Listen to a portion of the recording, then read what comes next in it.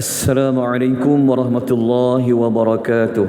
Alhamdulillah, alhamdulillahilladzi bi ni'matihi tatimmus shalihat wassalatu wassalamu ala Rasulillah wa ala alihi wa sahbihi wa man walah, amma ba'd. Sidang jemaah sekalian, hadirin dan hadirat, muslimin dan muslimat rahimani wa rahimakumullah.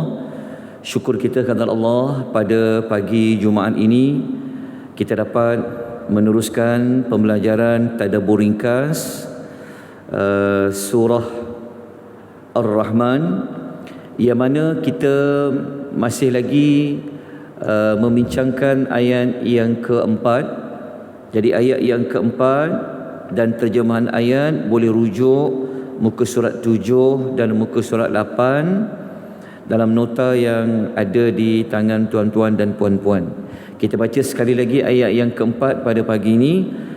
A'udzu billahi minasy syaithanir rajim.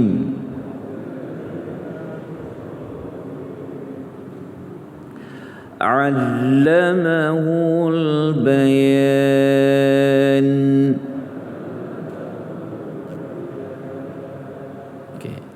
Allamahu maksudnya adalah dialah yang telah mengajarkan. Al-bayan iaitu berbicara, bertutur ataupun menjelaskan sesuatu. Ayat 4 ini untuk mengetahui siapa yang telah mengajar tentang manusia itu boleh berkata-kata, maka kena merujuk kepada ayat yang sebelumnya. Maka kita mendapati yang mengajar manusia itu berbicara adalah Allah yang bersifat Ar-Rahman. Ayat 4 ini melengkapkan nikmat penciptaan manusia. Kerana kalau Allah telah menciptakan insan, tetapi insan itu tidak boleh berkomunikasi, kalau insan itu tidak boleh meluahkan, insan itu tidak boleh menunjukkan apa sahaja yang ingin diungkapkan, maka ia tidak lengkap bagi seorang al-insan. Maka Allah melengkapkan nikmat penciptaan manusia adalah pada sifat manusia itu ia boleh berbicara, iaitu al-bayan. Maksud al-bayan di sini, kalau kita merujuk kepada apa yang diulas oleh al-Imam Ibnu Katsir, muka surat nombor 8 dalam nota, al-Imam Ibnu Katsir ia menghubung kaitkan dengan ayat yang sebelumnya, yang mana kita tahu pada ayat yang kedua Allah telah mengajarkan kepada kita Quran. Jadi macam mana Allah mengajar kepada kita Al-Quran? Maka kata al-Imam Ibnu Katsir, Allah memudahkan orang yang belajar Quran itu, dia dapat bertutur dengan Quran. Maksudnya Allah mudahkan ia menyebut huruf-huruf yang ada pada ayat Quran itu. Sama ada huruf itu datangnya daripada halqum, lisan, kedua bibir dan sebagainya. Maknanya al-Imam Ibnu Katsir dia menjelaskan bahawa Allah telah mengajar manusia berbicara. Antara yang terpenting, manusia boleh keluarkan suara daripada ayat-ayat Al-Quranul Karim. Kalau kita luaskan lagi maksud al-bayan, kata para ulama, al-bayan dalam ayat itu ia juga membawa maksud menjelaskan. Maknanya ayat ini merujuk kepada manusia ni, dia boleh terangkan, dia boleh sampaikan apa dia nak cakap. Berbeza dengan haiwan. Haiwan dia tidak boleh memberikan manusia faham apa sebenarnya dia nak, apa sebenarnya yang dia nak sampaikan. Berbeza dengan manusia. So manusia ini dia boleh sampaikan, dia boleh jelaskan apa yang ada pada hatinya, apa yang ada pada pemikirannya. Bahkan kata para ulama, maksud al-bayan juga di sini ialah kejelasan. Kejelasan di sini maksudnya kita juga boleh memahami apakah yang nak dijelaskan oleh pihak lain. Itulah dimaksud dengan allamahul bayan. Bahkan kalau baca banyak kitab tafsir, para ulama kata al-bayan tu juga sebenarnya merujuk kepada apa saja bentuk ekspresi yang kita nak sampaikan. Contoh, manusia boleh tunjukkan dia mahu apa melalui isyarat, melalui body language dia, melalui apa, melalui raut wajahnya. Itu semua termasuk dalam makna al-bayan. Jadi daripada ayat ini apa yang kita dapat belajar? Nombor satu, manusia boleh berbicara, dia boleh menjelaskan, dia boleh meluahkan, dia nak menyampaikan sesuatu itu kepada pihak lain, merupakan satu nikmat Allah yang harus disyukuri. Jadi kita belajar surah Rahman ni, kita akan dapat memahami nikmat Allah yang paling dekat kepada manusia adalah dengan apa? Dengan dia boleh bertutur, ada pada otaknya dan sebagainya.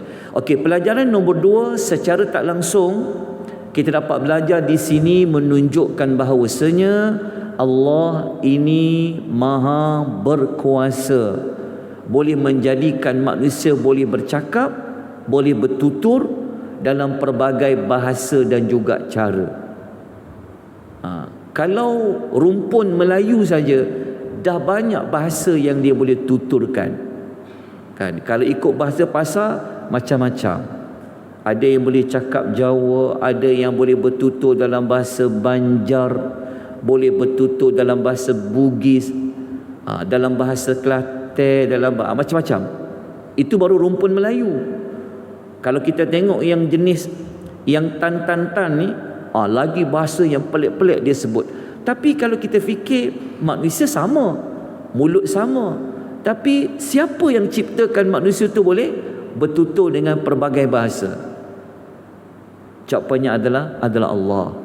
Macam kita sendiri, tak pernah pun ibu dan ayah kita mengajar kita cakap bahasa Melayu tu. Tapi kenapa kita kecil boleh panggil ayah, boleh panggil dalam bahasa yang boleh difahami? Ini menunjukkan Allah ini maha berkuasa dalam menjadikan manusia itu dari surah apa? Al-Bayan. Jadi apa tindakan kita selepas kita memahami ayat ini? Nombor 1, kalau Allah menjadikan manusia ini dia boleh bertutur, ikutlah dalam bentuk macam mana sekalipun, maka dia kena gunalah maksimum yang mungkin nikmat tersebut ke arah kebaikan. Betul tak? Kita boleh bertutur, boleh menyampaikan, maka antara yang kita boleh buat apa? Sampaikan ayat Quran. Sebab kita faham, kita boleh sampaikan ayat Quran kepada orang lain. Kemudian cakap yang baik-baik, bagi orang faham, bawa kepada Allah Azza wa Jalla. Dan tindakan yang kedua, kita tidaklah boleh mempelekeh dan merendah-rendahkan mana-mana bahasa bagi mana-mana bangsa. Kadang-kadang orang jadikan bahasa ni sebagai ejekan, betul tak? Kadang ada orang buat lawak, dia jadikan satu bangsa ni bercakap dengan pelat, dia jadi sebagai bahan lawak. Jadi ini satu perbuatan yang tidak kena. Kenapa? Kerana Allah yang menjadikan dia boleh bercakap dalam bahasa sedemikian. Maka sepatutnya kita kena apa? Kita kena menghormati, memandang tinggi mana-mana bahasa pun yang ada pada mana-mana manusia. Okey, tuan-tuan dan puan-puan rahimani wa rahimakumullah. Al-Bayan ini ada Allah rakamkan dalam banyak ayat Quran. Kita pernah belajar surah Al-Mulk, ingat tak ayat 23? Ya Allah sebut tentang pendengaran, penglihatan dan juga hati. Itu semua termasuk dalam al-bayan. Telinga mendengar, macam mana dia nak bagi tahu tentang apa yang dia dengar. Mata melihat, macam mana dia nak beritahu apa yang dia lihat. Hati, ia termasuk di dalam al-bayan. Kalau panca indera seperti telinga, mata dan hati, kalau kita tak manfaatkan dia pada jalan yang benar dan sebagainya, maka dalam surah Al-Isra ayat 36 Allah akan menyoal kepada kita semua. Allah mengatakan kullu ulaika kana anhu mas'ula. Allah akan tanya nanti di hari akhirat. Allah kata, engkau boleh cakap, kenapa kau tak sampaikan ayat Quran? Kenapa kau tak cakap yang baik-baik? Engkau boleh bahasa isyarat, kenapa tak ajar kepada orang yang tak mampu untuk dia mendengar, tak mampu untuk dia melihat? Itu perkara yang kita perlu titik beratkan. Baik, kita masuk kepada ayat yang kelima. Okey, ayat kelima, tengok nota muka surat nombor 8. Kita masuk kepada nikmat nombor 4 dan nikmat nombor 5. Okey, cantiknya susunan ayat ni, kalau kita baca ayat yang kelima, kita akan jumpa nikmat yang lain pula. Kalau ayat 3, ayat 4, nikmat yang ada pada manusia itu. Kali ini Allah bawa kita pula kepada merenung, memikirkan nikmat Allah yang ada pada luar manusia, iaitu yang ada pada alam. Yang ada pada alam.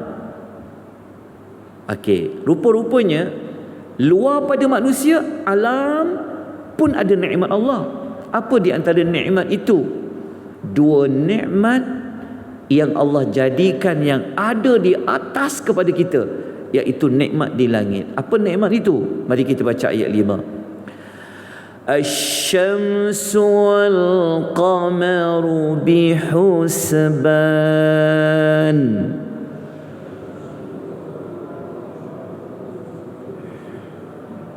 Okey, asy-syamsu maknanya matahari, wal qamaru maknanya bulan, bihusban yang beredar mengikut peraturan yang tertentu. Okey, ayat 5, cuba tuan-tuan perhatikan perkataan husban. Husban sebenarnya ru'wat dia adalah perkataan hisab. Hisab, ha sim ba, hisab maknanya kira. Okey, Allah bagi tahu matahari dan bulan ni dia beredar mengikut perkiraan. Okey, perkiraan itu perkiraan yang bagaimana? Ditambah alif, ditambah nun, membawa makna apa? Maknanya perkiraan itu perkiraan yang tepat, perkiraan yang solid. Macam tu. Sebab tu ditambah alif nun, nak menunjukkan apa? Nak menunjukkan makna bersangatan. Maknanya kalau kita nak guna perkataan sangat, dalam ayat ditambah alif nun. Ingat lagi kita belajar sebelum ni, Ar-Rahman. Lepas tu termasuk ayat yang husban. Okey, husban ni asalnya hisab, tapi nak mengatakan hisab yang tepat, hisab yang sempurna, ditambah alif dan nun. Okey, ayat ni mahu maksud apa? Kata Al-Imam Ibnu Katsir muka surat nombor 8. Ayat ni Allah nak bagi tahu kepada kita dua-dua perkara tu, matahari ke, bulan ke, mereka ni sebenarnya silih berganti mengikut kepada kiraan yang telah ditetapkan oleh Allah Azza wa Jalla. Tuan-tuan, matahari dengan bulan ni, kalau dia tak ikut ketetapan kiraan yang Allah telah buat tu, Kalau dia terlencong sikit je, habis dunia ni. Tetapi Allah pastikan dia mesti beredar ikut apa? Husban. Okey, ayat ini sebenarnya, ayat 5 ni sebenarnya kita pernah jumpa pada surah Yasin dulu. Ayat mana? Ayat yang ke-40 dulu dalam surah Yasin, yang Allah mengatakan apa? La syamsu yanbaghi laha an tudrikal qamar walal lailu sabiqun nahar wa kullun fi falaki yasbahun. Ingat lagi Tuhan kata apa? Di antara tanda kekuasaan Allah, matahari dia takkan kejar bulan, dan malam pula tidak akan dapat melalui siang. Maksudnya Allah Ta'ala kata apa? Time matahari datang, matahari jalan. Bulan tak boleh datang. Time masa bulan dia timbul, matahari tenggelam. Dah tak ada dah dia, terbenam dah dia. Jalan, bulan pula. Begitu juga kalau Allah datang malam, siang tak boleh potong dia, diikut kiraan dia. Begitu juga apabila datang siang. Itu adalah nikmat yang kadang-kadang kita tak perasan pun. Ia adalah nikmat yang Allah beri, tanda rahmat Allah kepada manusia. Baik. Kalau nak lebih lagi rasa nikmat yang ada pada matahari dan bulan, mari kita lihat sedikit maklumat. Apa fungsi matahari dan apa fungsi bulan? Okey, semua orang faham. Kalender kita kan ada dua jenis kiraan. Ada kalender mengira ikut apa? Ikut matahari kan? Ni bulan apa ni? Bulan Julai, ikut matahari kan? Betul? Satu lagi ikut bulan. Jadi bulan ni bulan apa ni? Zulhijjah. Dua-dua itu Allah terima. Macam kita belajar suratul Kahfi, ingat lagi? Dalam suratul Kahfi yang Allah guna dua nombor. Ashabul Kahfi tertidur 300 tahun, ada yang 309 tahun. Maknanya Allah mengiktiraf penggunaan perkiraan matahari ikut matahari ataupun bulan. Tapi orang Islam dia kena mahir yang ikut bulan tu, sebab dia kaitkan dengan ibadah. Baik. Dalam surah Yunus ayat 5, okey, tuan-tuan boleh tengok dalam nota muka surat nombor 9, tuan-tuan tahu Allah bagi tahu matahari dengan bulan ni fungsinya untuk apa? Lita'lamu adadas sinina wal hisab, supaya kamu dapat mengetahui bilangan tahun dan kiraan masa. Jadi Allah datangkan matahari, Allah datangkan bulan supaya kamu boleh guna dua perkara ini. Macam mana kamu nak kira tahun, macam mana kamu nak kira masa. Okey, macam sekarang dah terbit matahari ke belum? Belum. Maknanya kalau belum terbit matahari, maknanya subuh masih ada tak? Subuh masih ada. Senang. Terbit matahari, tenggelam matahari, terbenam matahari, itu semua adalah untuk maslahat umat. Begitu juga Allah sebut dalam surah Al-Isra ayat nombor 12, dalam nota muka surat nombor 9. Okey. Jadi kita jangan lupa, kita ada kalender kan? Kita ada kalender, betul? Allah pun ada kalender. Faham tak maksudnya? So yang mereka kalender tu sebenarnya adalah, maksudnya yang bagi ilmu dalam kalender tu adalah Allah. Bayangkan tuan-tuan. Sebab tu kita akan jumpa nanti dalam surah Ar-Rahman, Allah ajak kita, nikmat Tuhan kamu yang manakah yang kamu nak dustakan? Kalau tengok nikmat kira masa ni pun dah macam Ya Allah, apa lagi Allah dah buat dekat manusia punya banyak. Baik, kita tutup dengan pengajaran dan tindakan tuan-tuan. Walaupun 20 minit, minta sikit waktu kecemasan boleh? Dalam perempuan ya. Okey, nombor satu pelajaran kita dapat belajar, hebatnya Allah ini, dia mengatur, dialah yang jaga matahari, dialah yang jaga bulan. Yang kedua kita dapat belajar, nikmat Allah menyusun apa? Menyusun waktu, senang kita nak kira, maka kita perlu syukuri nikmat ini. Okey, apa tindakan kita selepas kita faham ayat nombor 5 tadi tu? Maka saya nak kita ambil dua tindakan. Nombor satu, kita faham lah yang ni, merenung, fikir, tengok matahari dan bulan. Jangan kita sampai matahari terbit kita macam tak kisah pun. Tapi lepas kita belajar, oh matahari terbit, ingat rahmat Allah. Dekat kita kepada Allah dengan melihat apa? Dengan merenung matahari. Sagi malam pula sampai tengok bulan, ingat rahmat Allah, kasih Allah kepada hamba-Nya. Syukur kita kepada Allah. Kenang kita tentang nikmat Allah. Dan tindakan yang kedua, yang ni saya ambil sudut tersirat lah. Orang kita bab masa ni dia tak sayang. Dia tak hormat masa. Dia tak disiplin tentang masa. Sedangkan Allah disiplin tak tentang masa? Allah boleh buat tak matahari potong bulan? Allah boleh buat. Tapi Allah nak ajar pada kita, kalau Allah itu sendiri jaga masa tu. Matahari, masa ni masa engkau. Bulan, masa ni adalah masa engkau.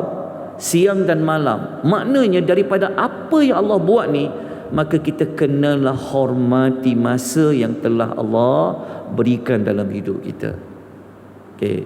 Kemudian gunakanlah masa itu dengan sebaik-baiknya. Jadi moga-moga kita dapat banyak manfaat. Nanti kita sambung minggu depan ayat yang ke-6. Cuma hari Isnin saya mohon cuti satu hari kerana saya bermusafir ke utara.